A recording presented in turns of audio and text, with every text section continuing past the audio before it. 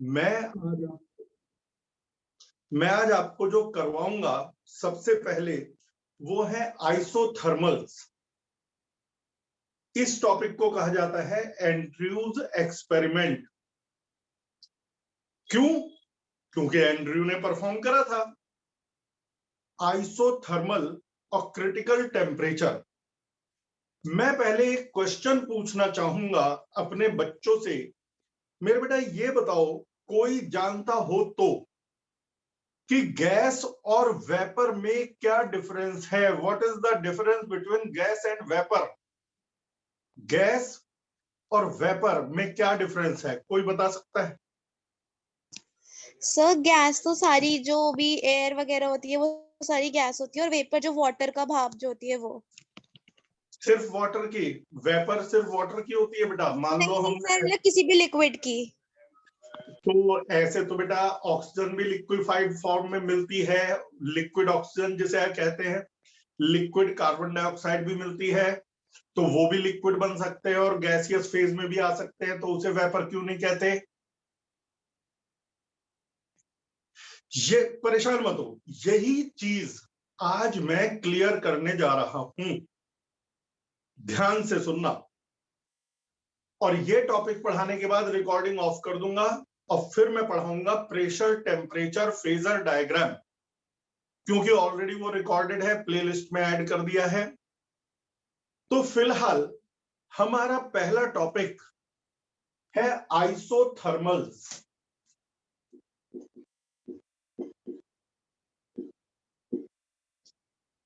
मेरे बेटा, अभी मैं सबको गैस कहूंगा। गैस के मॉलिक्यूल्स एक दूसरे से काफी दूर दूर होते हैं।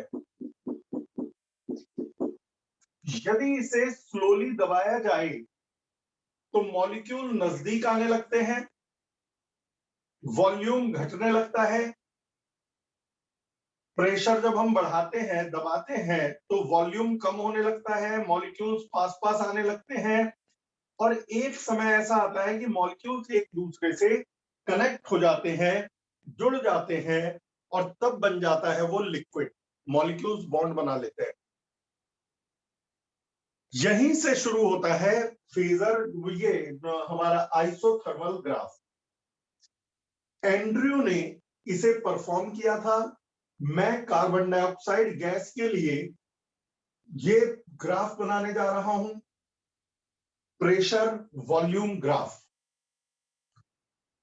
ये स्लो प्रोसेस से मैं दबाऊंगा, और तुम जानते हो बेटा स्लो प्रोसेस होता है आइसोथर्मल प्रोसेस, यानी कि टेम्परेचर पूरे प्रोसेस में कांस्टेंट रहेगा।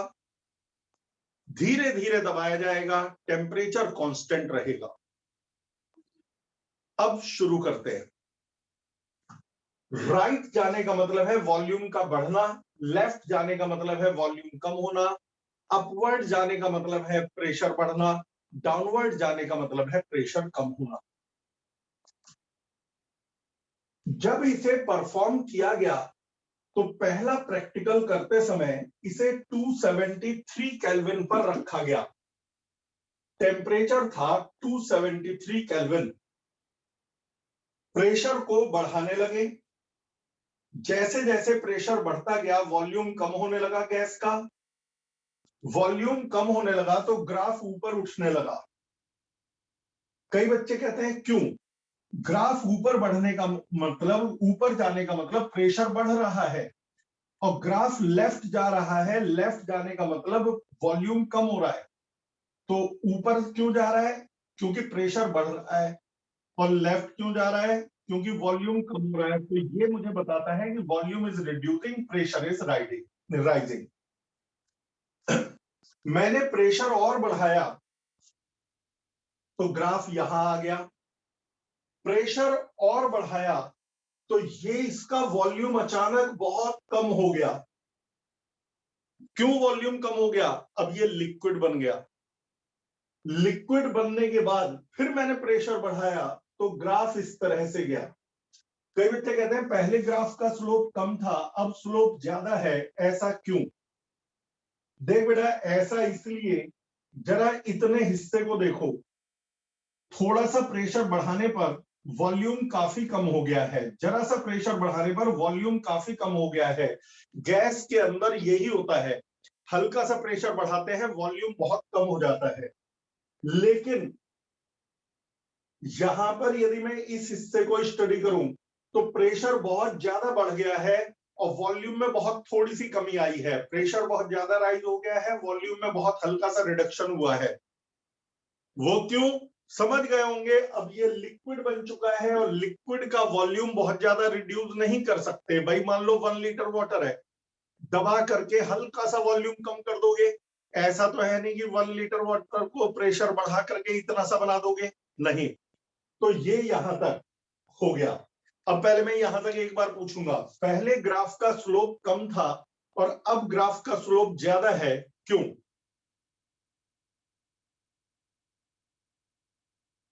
कोई भी एक बोल दो। अच्छा चलो ऐसे छोड़ो, इस तरह से बताओ, पहले कम प्रेशर बढ़ाने पे ज्यादा वॉल्यूम रिड्यूस हो रहा था या ज्यादा प्रेशर बढ़ाने पे कम वॉल्यूम रिड्यूस हो रहा था जब ये गैस था, gaseous phase?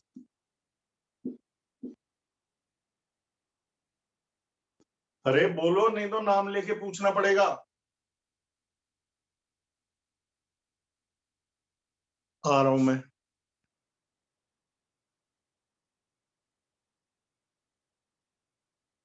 Aditya, open your mic. Yes sir. हाँ, पहले क्या हो रहा था, प्रेशर थोड़ा बढ़ाने पे वॉल्यूम काफी कम हो रहा था या प्रेशर ज्यादा बढ़ाने पे वॉल्यूम कम रिड्यूस हो रहा था? सर प्रेशर बढ़ाने पे वॉल्यूम कम होता था। थोड़ा कम या काफी कम? सर काफी कम। क्योंकि वो उस समय कौन सी फॉर्म में था, लिक्विड फॉर्म या gas form? Gaseous form. Gaseous form. तो पहले वो गैसियस फॉर्म में था, गैसियस फॉर्म में था, गैसियस फॉर्म में था, गैसियस फॉर्म में था, अचानक वॉल्यूम बहुत रिड्यूस हो गया और वो लिक्विड फॉर्म में आ गया। और लिक्विड बनने के बाद ग्राफ सीधा खड़ा हो गया। सीधा खड़े होने का मतलब प्रेशर तो बहुत बढ़ गया लेकिन वॉल्यूम बहुत हल्का सा रिड्यूस हुआ। फिर इसके बाद उन्होंने सेम प्रैक्टिकल हमारे यहाँ 294 केल्विन पर परफॉर्म किया। क्या हमको इसी टेम्परेचर पे प्रैक्टिकल परफॉर्म करना है? तो जवाब है नहीं, हम किसी भी टेम्परेचर पे परफॉर्म कर सकते हैं। एंड्रयू ने जिस टेम्परेचर पे परफॉर्म किया था वो मैं बता रहा हूं। तो मेरे बेटा जब उन्होंने परफॉर्म किया तो देखा कि ग्राफ का नेचर तो वैसा ही है, gaseous form, gaseous form, gaseous form, liquid form, liquid form, liquid form. ये फॉर्म कौन सी है, गैसियस फेज है या लिक्विड फेज है? जल्दी से बोल दो, नहीं तो फिर नाम लेके बुलाऊंगा किसी को भी। गैसियस। और ये वाली फेज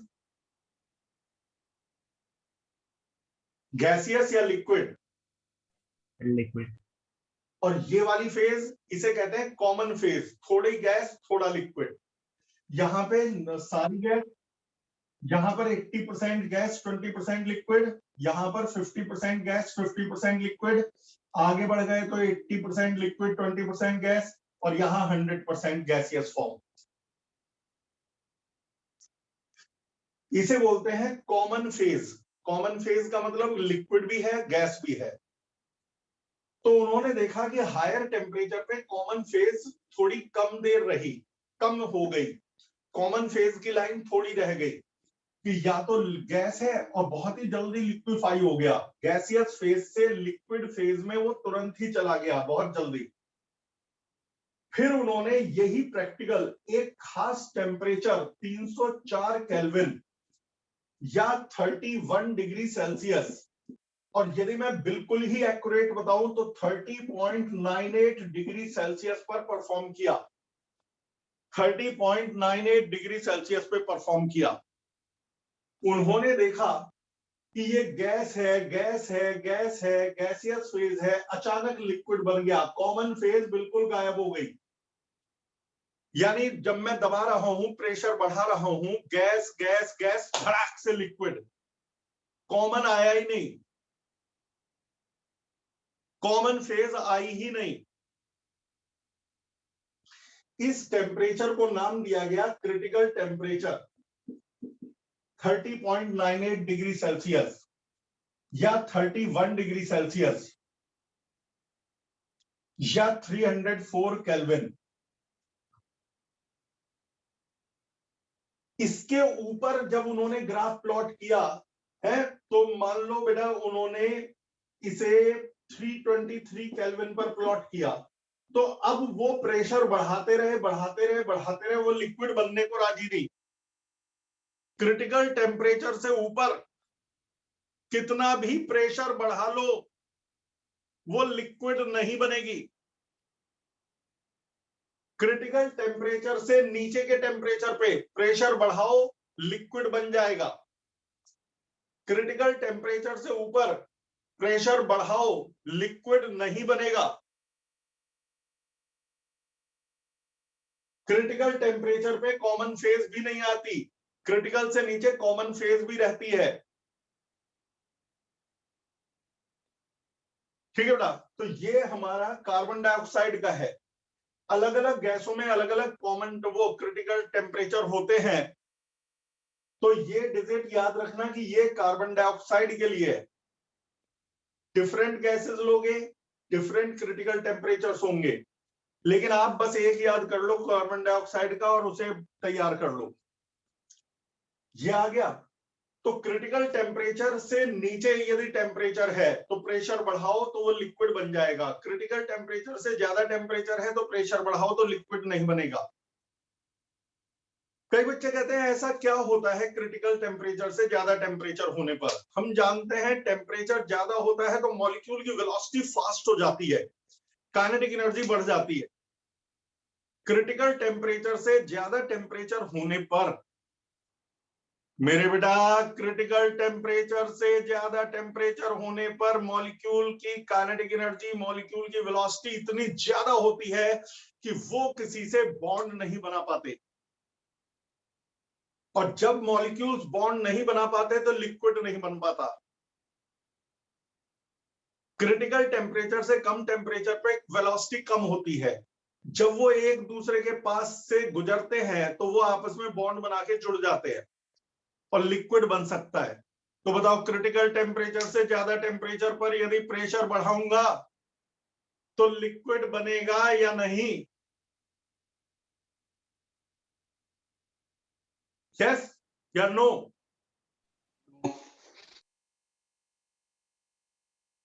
बोलो, फिर नाम लेके ही पूछना पड़ता दिखे।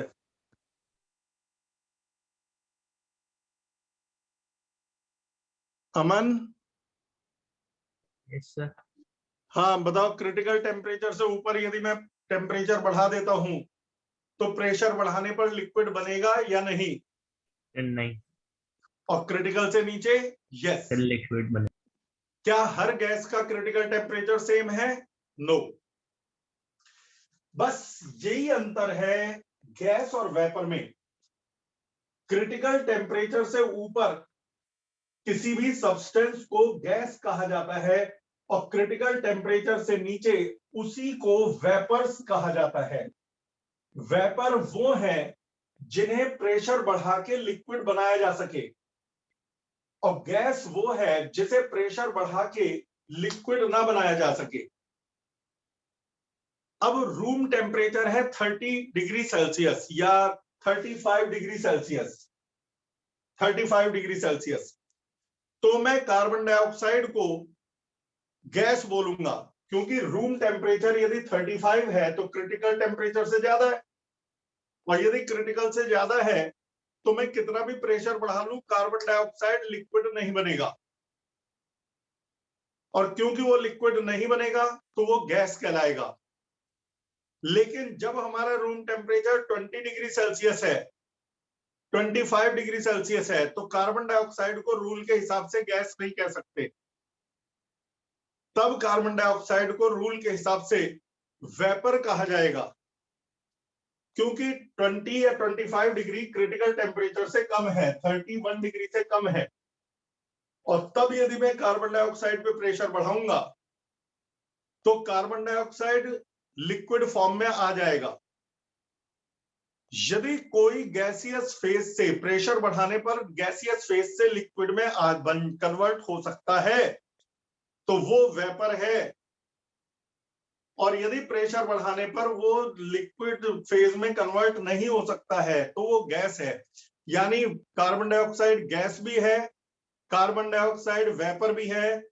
क्रिटिकल से जब ऊपर टेम्परेचर पे है तो कार्बन डाइऑक्साइड गैस है, और जब क्रिटिकल से नीचे टेम्परेचर पे है तब कार्बन डाइऑक्साइड वेपर है। वाटर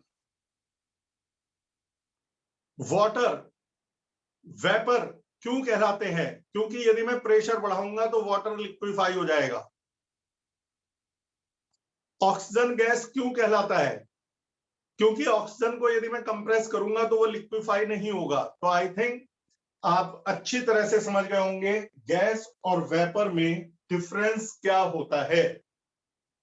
बोलो बेटा, समझ में आ गया? Yes yes sir. ठीक है, तो ये रिकॉर्डिंग बंद कर रहा हूं, लेकिन जाइएगा मत।